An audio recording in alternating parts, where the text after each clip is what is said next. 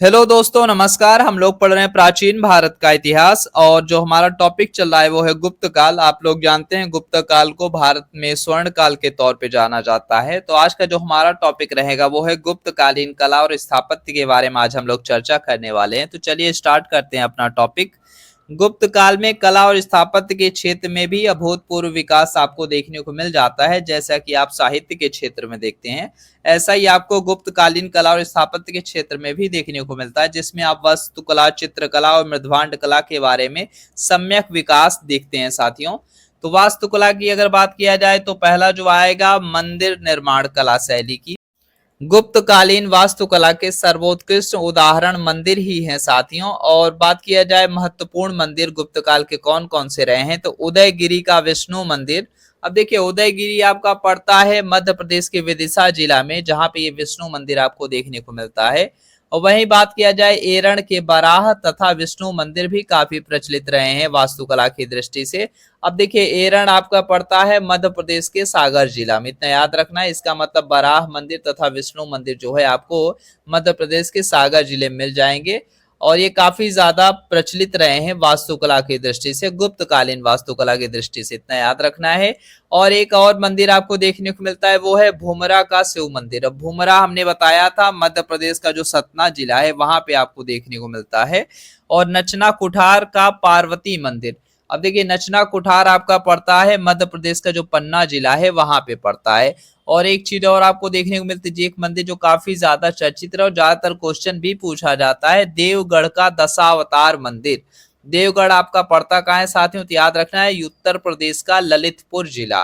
तो देखिए जितने भी हमने मंदिर पढ़े, उदयगिरी का विष्णु मंदिर, एरण के बराह तथा विष्णु मंदिर, भूमरा का शिव मंदिर, नचना कुठार का पार्वती मंदिर और देवगढ़ का दशावतार मंदिर अगर बात किया जाए, ये सभी के सभी मंदिर आपको पूरा का पूरा अगर बात किया जाए तो लगभग 300 किलोमीटर की रेडियस में ही देखने को मिलते हैं। अगर आप भारत का मैप देखेंगे तो आपको ये सभी के सभी जो जगहें हैं लगभग 300 किलोमीटर रेडियस के अंदर ही पूरी की पूरी जगहें मिल जाएंगी साथियों, इतना याद रखना है।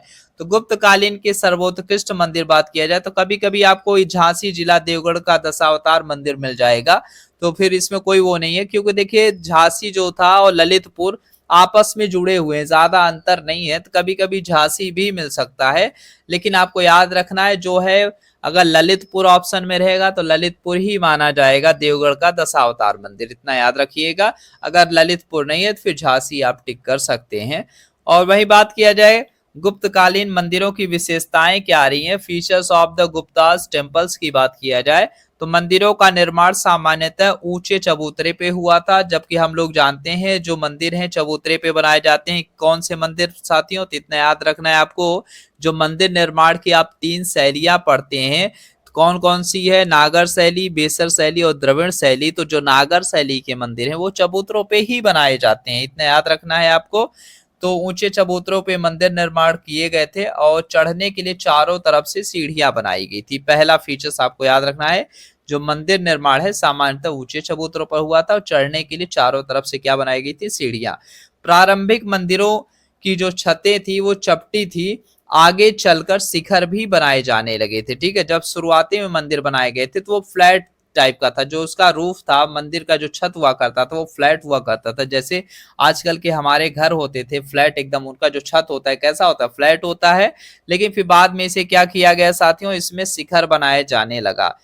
तो ये हम बात कर रहे हैं गुप्तकालीन मंदिरों की विशेषताओं की। मतलब जब गुप्त काल अपने शुरुआती दौर में था तो जो मंदिर की जो छतें होती थी वो कैसी होती थी साथियों, चपटी हुआ करती थी। लेकिन बाद में आगे चल के जैसे जैसे गुप्ता पीरियड का विकास होता गया तो स्थापत्य के क्षेत्र में भी विकास देखने को मिला, जिसकी वजह से आप देखेंगे मंदिर के ऊपर शिखर बनाए जाने लगे थे।